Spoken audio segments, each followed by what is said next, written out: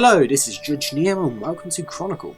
Today we're bringing you a deck guide for the Raptor, the Return of Demon Strike. But we're going to be playing this deck with a twist, making use out of some underplayed cards that the Raptor has at its disposal. Let's get into it. The deck has 3 objectives: ramp up attack, deal burst damage, pressure, and sustain. The twist is that we can ramp up and even sustain from our biggest monsters from turn 1 or turn 2 with very little risk involved. The way we do that is with these 3 support cards: Shug, Defense Potion, and Relisman's Balm. Yes, Defense Potion is actually useful. When you start playing Chronicle, you might not realise that if you bring a monster down to 0 attack, it dies without you hitting it. So any monster with 4 attack or less with this 2 cast card means we can kill it in 1. That means Emissary, White Wolf, Count Draenor, Animated Armor, Caliphite Soldier, and most importantly, our Tormented Demon all get instantly killed. As I mentioned, this is a demon deck, and the Tormented Demon forms a key part of it, giving you base attack and a strong weapon to use on other cards. You only need 2 gold to play it from Defense Potion, which you can gain from either the White Wolf, which also gives you the card draw, very useful in the early game, or the Animated Armor or Caliphite Soldier. The other big demon in the deck is Yk'Lagor, if that's how you pronounce it. Again, you can play this bad boy in Chapter 1 with Defense Potion to bring its attack down to 2, and then Shug to bring its health, swap the attack and the health and bring its health down to 2, which lets you one-shot it in Chapter 1. You could, instead of using Defense Potion, use Kale into Shug, which also works very nicely in no gold cost. The other demon is the Greater Demon. We make use out of all 3 of its effects. The strike applies pressure to the opponent, and when you're in the mid-game this can deal quite a bit of damage. The exhaust mechanic brings you onto 1 base attack and lets you use Relisman's Balm. It also can stop base attack being stolen or removed from you. And the 2 gold reward means that we only need 2 gold to start off with if we want to play Relisman's Balm. So really, this isn't a Chapter 1, it's a Chapter 2 or 3 combo, because you need a bit of base attack and a bit of gold to start off with, but it's still very useful. The final synergy in the deck is Revenant Darkbeast. For the same exhaust feature as Greater Demon, the temporary attack and a bit of armor ward is also nice for dealing a bit of damage and a bit of extra sustain, but the potion draw is surprisingly good in this deck. Both our potions are highly useful and the guaranteed draw of one of them is very good. You really want about 6 base attack to use this effectively with either a Count Draenor or Kale. You can tank it in some situations where you really need that potion dose, so it can be played earlier if necessary. You should be able to tell that all of these combos are playable from very early in the game, and there are a few different ways that you can play them. This means that even against a deck such as Grief Linza, which is constantly spending weapons to bring down your attack, you can play these cards with quite low risk and ramp up quite nicely. The other cards in the deck are Colonnomancer for health, the same as Animated Armor for sustain, Kazaj Tournament for attack, and Anticipation for health, which in the current high attack meta is very useful. Emissary removes weapons, and Virago for the final fight. Virago is a bit of a recent addition. I previously ran a Gluttonous Behemoth. You could instead use a Black Knight Titan and send it to you. The diamonds aren't core to the deck though, and they can be easily replaced. I'd recommend running a KGP agent and 2 Slime Toes if you don't have any diamonds at all yet. But that's all we have for the deck guide now. We're going to show you in some rank play, and you can see how it works. Okay, we're going to go into a ranked match now. I can show you how this deck works. Hopefully it won't take too long to find a match.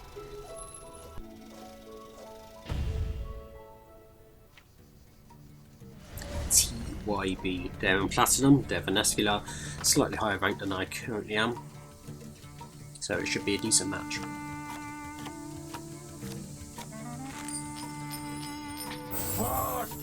Now, a bit challenging this. We have Shug, which is very useful. Relisman's Balm is not good in your opening hand. Virago, the same, and Draenor isn't great either, so that's all we can really do. But we've turned out okay. Once we go Kale, Shug, then we have 2 options. We can either go Tormented Demon and 1-hit that, or we can tank a Yk'Lagor and bring it on to 4. Once we're on the 4, we can't really hit the Tormented Demon this turn. We might be able to next turn with another card, or if we hit the Tormented Demon, we'll go on to 7, and then we'll be able to tank the Yk'Lagor then. But we will be much lower in health. We will be on then 10, I believe. So actually, we'll lose 10 health. Sorry, that's not too bad. Let's try it. And we're gaining the gold from the rival. That's quite good because obviously there's no gold generation on our side of the board in this chapter.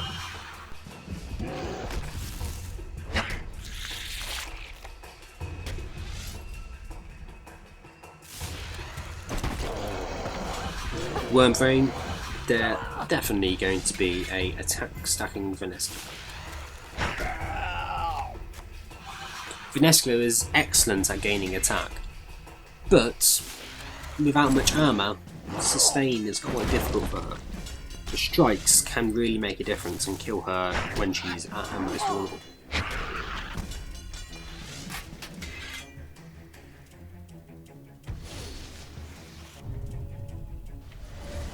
Let's see what draw is.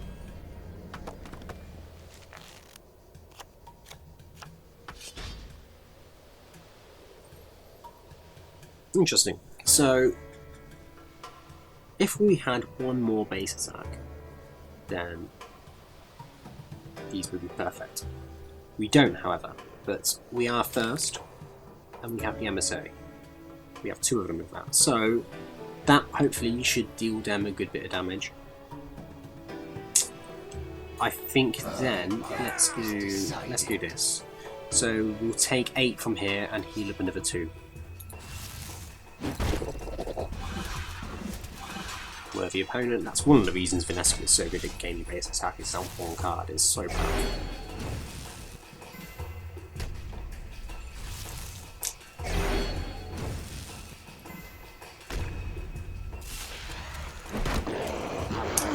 Build up. I think that's won us the game now because they're going. Yeah, we've won. So very risky play from them.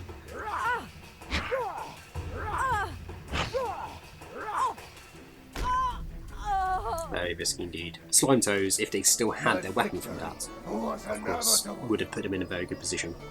But, alas, that's not to be the case. Let's go into another game and see what happens then.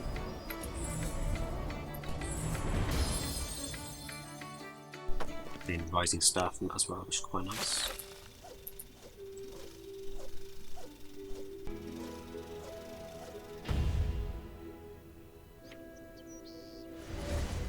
Psychopath. This name does ring a bell, but I can't remember what type of lens they play. Or indeed, they might have another deck, so who knows. We're first again. Emissary is just so useful versus Linz, and it's worth keeping even though it's not good for our early game. Get rid of these, I think. We'll just go for the gold from the Calphite Sergeant.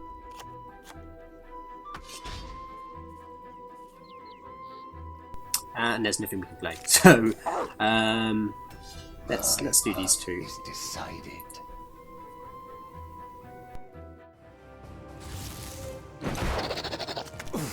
And we did gain this second Emissary, but they're doing nothing at the same time as well. So 2 bad starts.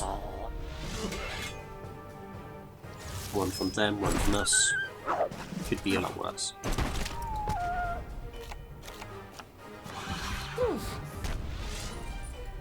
Tormented Demon there. It's not Drunken Dwarf, so that's a useless card because they are full health.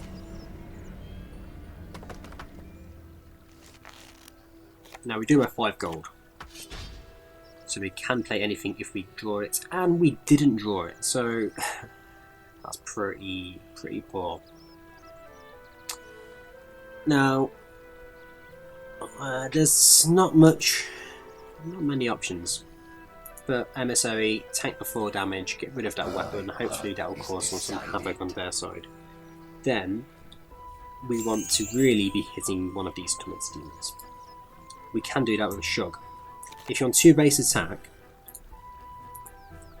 tormented demon will kill you, but if you shrug, it won't. Of course, we'll be extremely low on life points, but at this point, we really need to use base attack. So let's try this. There we go. We've killed their weapon. Saving the emissary in the first chapter was a good idea. That's now dealing them 16 damage and probably some more in their next slot. Yep, there we go, we've won the game. So, incredibly poor start from us. We didn't gain a single attack point, but we have won because we've managed to disrupt our opponents. I was only going to do 2 games, but because both of those are so short, I think we may as well go into a third.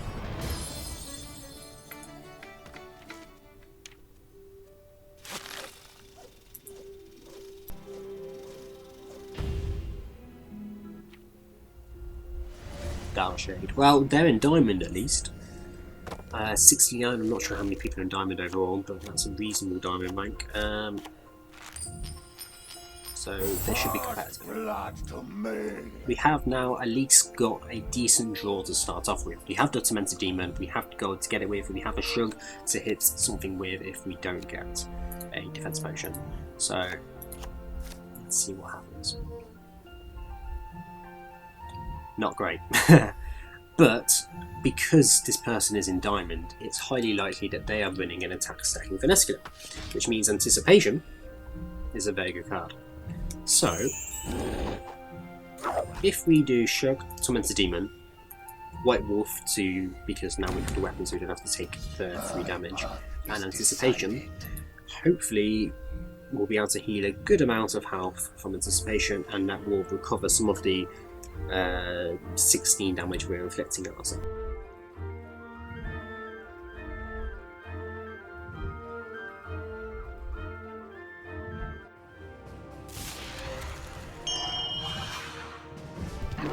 Slime Toes. So Slime Toes' first slot is a classic technique to hit big monsters early in the game, so yes, they have probably attack second, which plays well. Strain already have their attack second.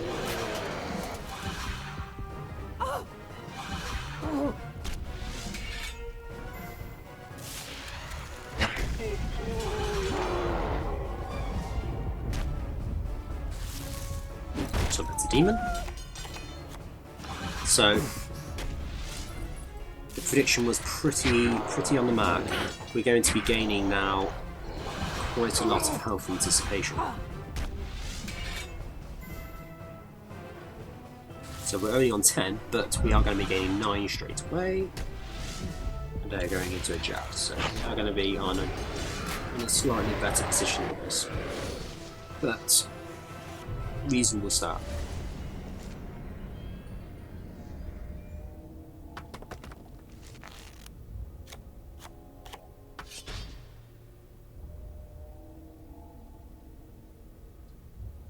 Interesting. So,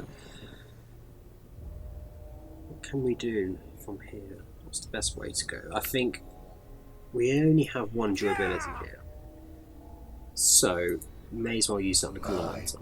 Is decided. Then we could use animated armor. We're going to have 3 base attack. It's not a lot at all. Can't get away with anything. Let's do this.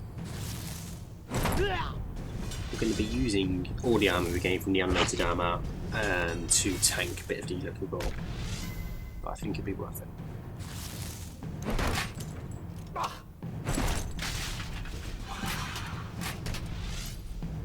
One of the reasons I like playing this deck is it's quite effective, as you just saw, when 2 games quite easily, but also it uses a very different variety of cards to all the other decks in the meta at the moment.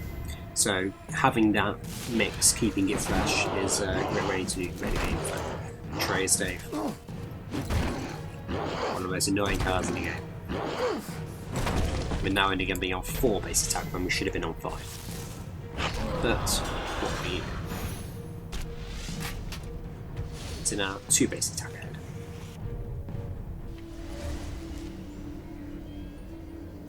the 5 would have been very useful because it would have meant we could have 2 hit the Dark Beast. We've got a second Dark Beast and we've got that. Oh dear, look at that. Right, okay, 5 base attack now would have been perfect. Absolutely perfect. But we don't have that. Cemented Demon, we're going to take another 12 damage, which is huge. But we can now at least gain a bit more base attack back. We're going to now be on 7 if you don't play another trade today. Let's see what happens.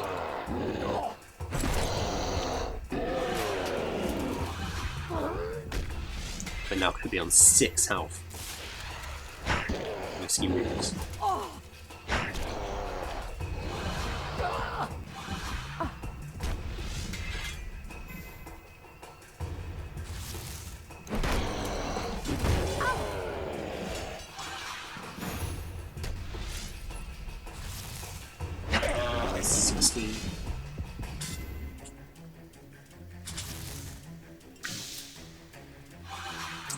So, because we're exhausted, if they had used Atreus State on that slot, they wouldn't have been able to remove your base attack from us. They didn't have it, obviously, but it's quite nice when that does happen. Saves your base attack. At least now we have got up to 7 base attack, which means if we draw a Colormancer again, we'll be in the money.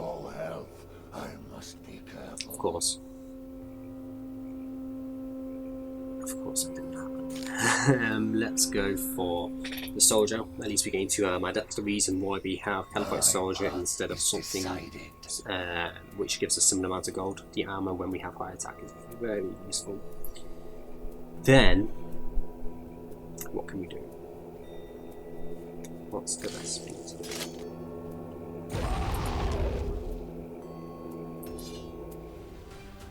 Let's spend that armor straight away, get up to 9.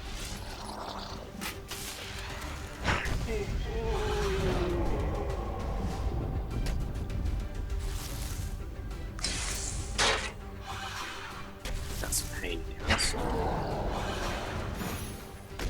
This cost us 2 damage.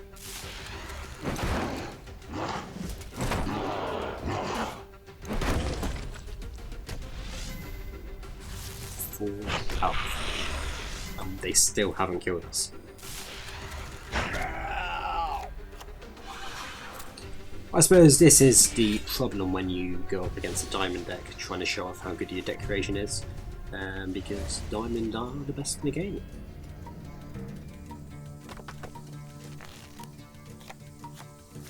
This is the final confrontation. Chapter 5. And we have nothing. Fantastic. Right, let's do Emissary, Animated Armor.